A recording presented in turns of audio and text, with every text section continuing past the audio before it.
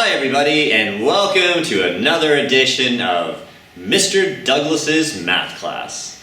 Yes, today we are going to be looking at inequality word problems. So we're going to be using greater than or less than symbols and putting them all together in real life situations. And for challenge, what we're going to be having is graphing one variable equalities. So let's get right to it, shall we? Here we go. So before we start talking about solving inequality word problems, we should take a look at the symbols and some keywords that you'll associate with the different symbols. So let's take a look at the less than symbol. And these are the keywords and phrases that are associated with the less than symbol. So the first one would be below. So if you see a word problem with the word below in it, you're probably having a question involving the less than symbol. Is fewer than. So if you said the puppy dog had fewer than 10 dog bones, which would be very sad. All dogs should have more than 10 dog bones. It would be less than. And of course, if you had a question that said is less than, that's pretty straightforward. What about the counterpart? The other side, the greater than symbol. What kind of words would we associate it with the greater than symbol? Well, with the greater than symbol, I would be saying above. Notice how it's opposed to below. You could probably start to guess what some of these might be. Is more than.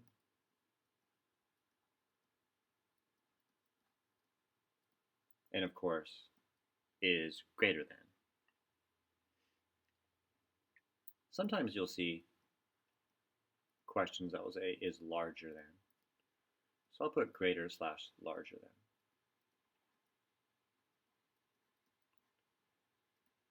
So what about the other ones? So if we had less than or equal to. I really don't like that color. Let's change that color up a little bit. What color should we go? Maybe a baby blue? Sure. So less than or equal to.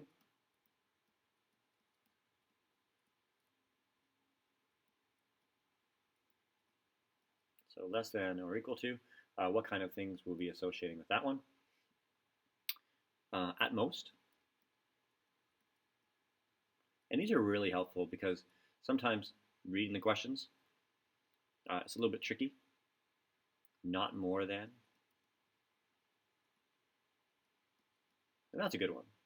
So imagine the question said, Anakin had not more than 10 lightsabers. Well, what are all the possibilities? How many lightsabers could he have? If he has not more than 10 lightsabers, then he could have 10, couldn't he?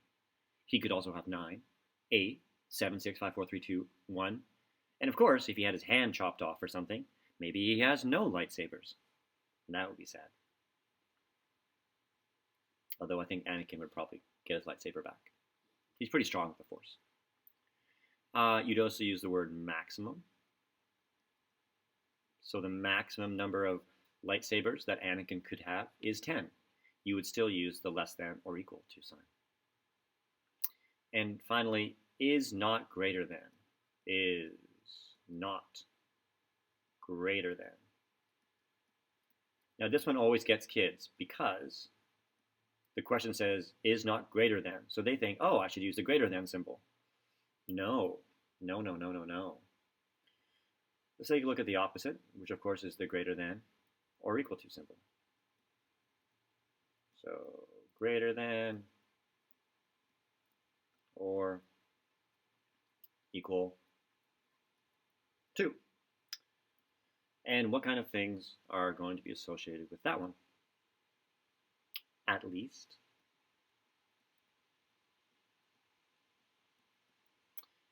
Minimum.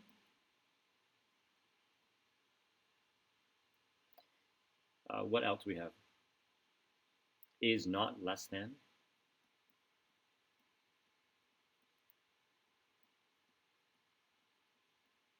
Again, this is one that really does trick kids, and not smaller than.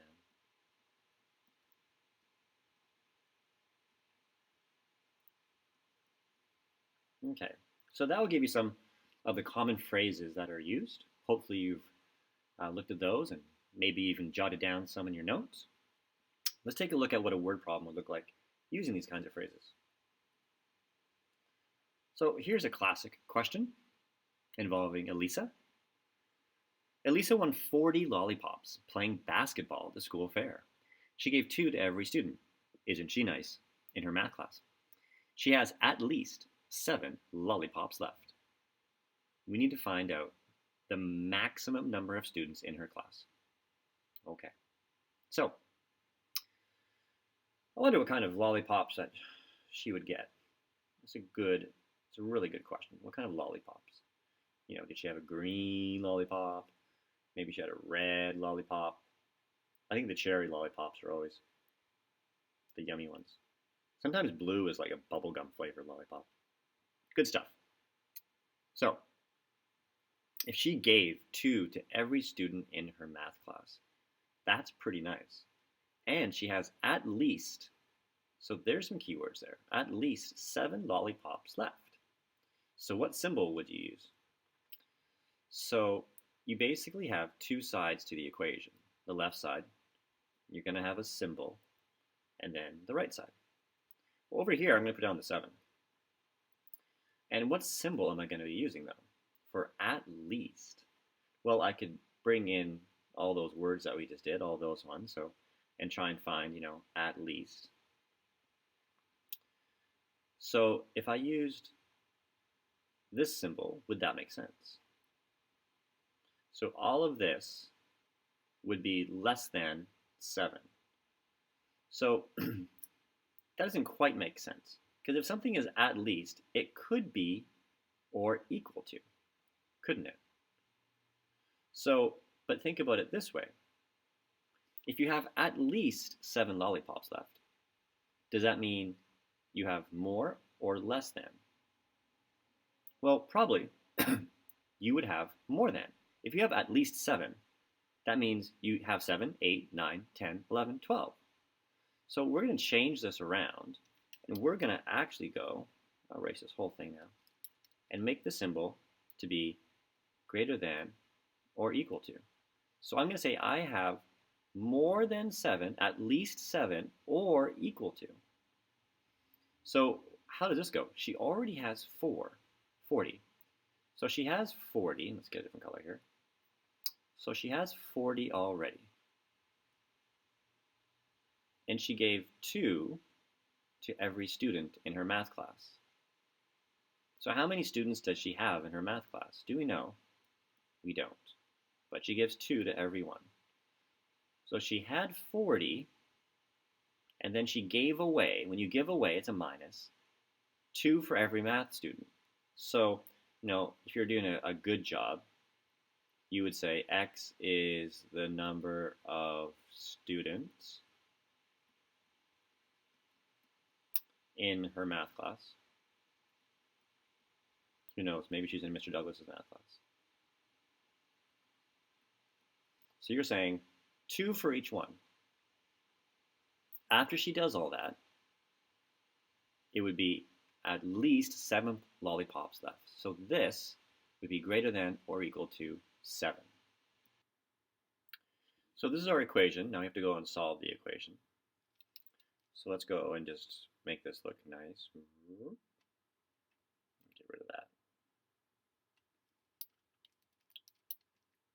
I might even go and just fill this in just a little bit nicer. There we go. Make the nice 40 right there.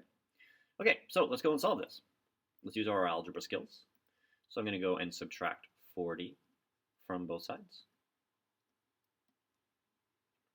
I really do like this question because you're going to see what's going to happen. It's going to be pretty cool. And this leaves us with negative 33. Divide both sides by negative 2. Now, a little alarm bell should be going off because you're dividing by a negative. So something has to happen to this inequality symbol. And hopefully you're like, hey, I have to switch it. So x would be less than or equal to Now this becomes 16.5. Okay, now let's talk about real life situations because this is a word problem. So if we had to find the maximum number of students in our class, so the maximum number of students could be 16.5. Now I don't know about you, but I've never seen half a student in a class. Sometimes students are sleeping perhaps, and they're kind of half present. But in reality, you can't have half a student. So would you round up or down? Well, math laws say if something is kind of above half that you should be rounding up or equal to. So probably you thinking, well, math law says I should round up. But if you round up, you're kind of creating an extra half a person, aren't you? And you can't go and create something. So here I would actually round down. So I would say the actual answer as an answer is the maximum. So the max number of students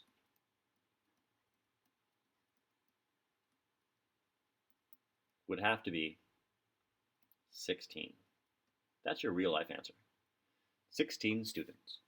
And does that make sense? Sure. If she gave 2 to every student,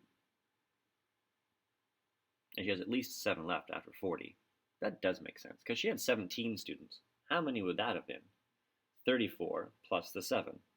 So that would be over how many lollipops she has.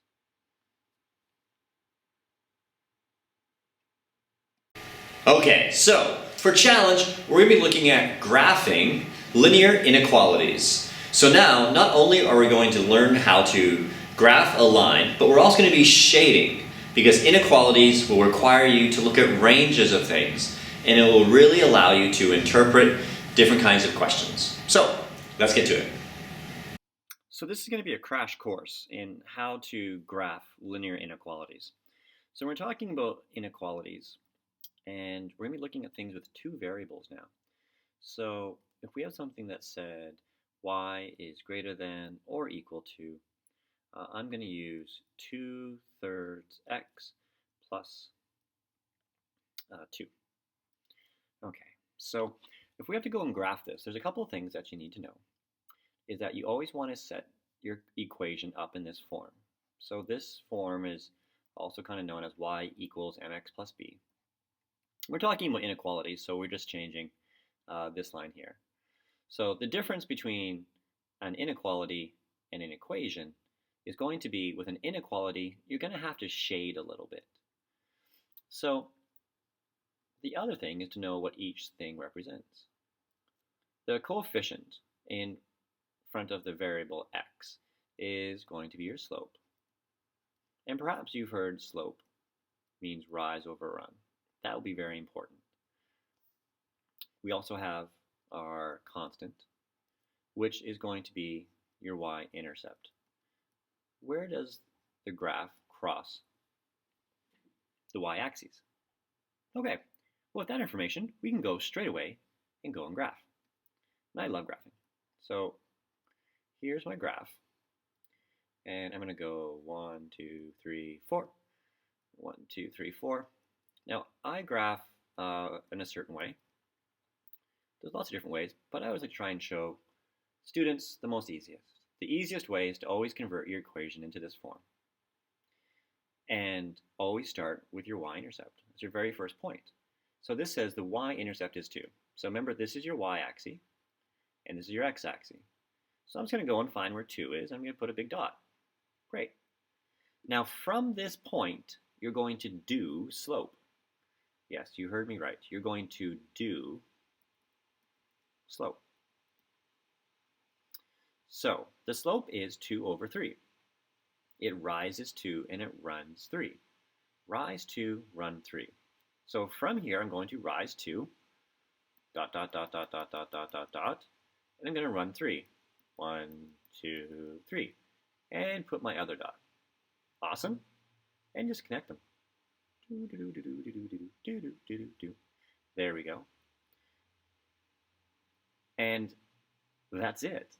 Except for one little thing. Now I need to go and test a point. I must test.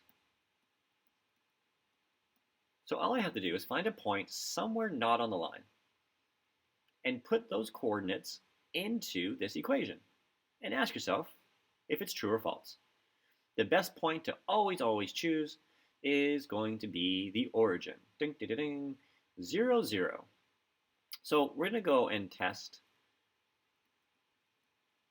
0, 0, which just means I'm going to go and put 0, 0 in here. So I'm going to put 0 for x, and I'm going to put 0 for y. So if you do that, it becomes really easy. And you just ask, is 0 greater than or equal to 2? So is 0 bigger or equal to 2? No. So this point right here, this point would be false. So that means any point I choose over here, anything over here, would be false. And that means on the other side, any side I choose would be true. And we always shade the true side. And there we go. You just saw graphing a linear inequality. So let's put that idea into something called a systems of inequalities. So we're going to do the same idea, but with a word problem. So let's take a look at one. So this is a classic question that's going to involve some work. And, let's just take a look at what this involves. So there we go. You can work at most 20 hours next week. You need to earn at least $92 to cover your weekly expenses. And you have a great job walking a dog that pays $7.50 per hour. And you also have a job as a car wash attendant, which pays $6 per hour. Write a system of linear inequalities to model situation. So you have a lot of different things going on here. So you know there's a limit to how many hours that you can work. And you also know how much money you need to get to. You need to get to at least $92. Could you get to more than that? You definitely could. But there is a limit onto how much you can work, because you're probably a student and you need to study. So let's start writing some equations. So like all good mathematicians, you need to go and declare what your variables are going to be.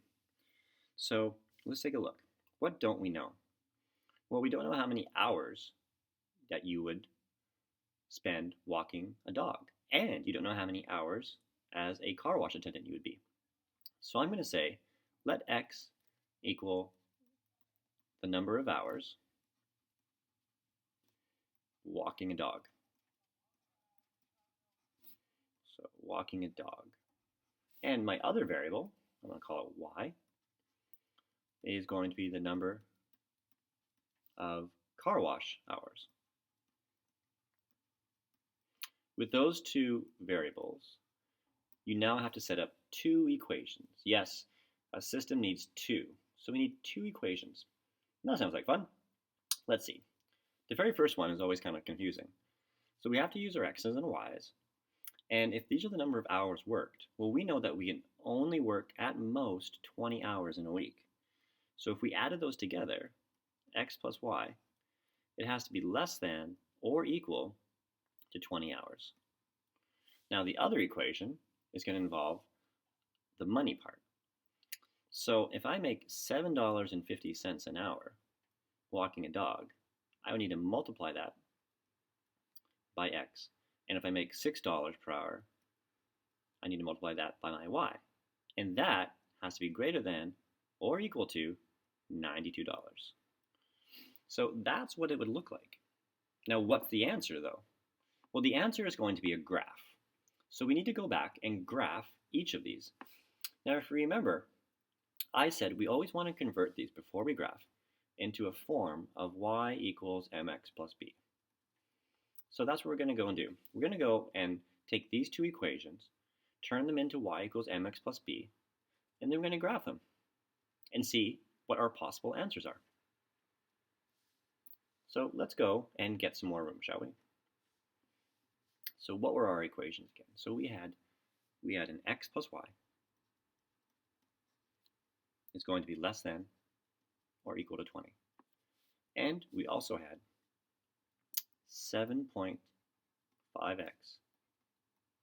plus 6y is greater than or equal to 92. So I'm just going to go and use some of that transposing stuff that we've learned and set this up. So it's in the y equals mx plus b form. And I'm going to go over in here and do the same thing. So I'm going to get 6y is greater than or equal to negative 7.5x plus 92. Now I need to do a little bit more work here because I want to get y all by myself. So hopefully you have your handy dandy calculator to go and do this. And when I do that, I get 1.25x negative 1.25x, and that 92 divided by 6 is, of course, it's going to be a very ugly number. It's going to be 46 over 3.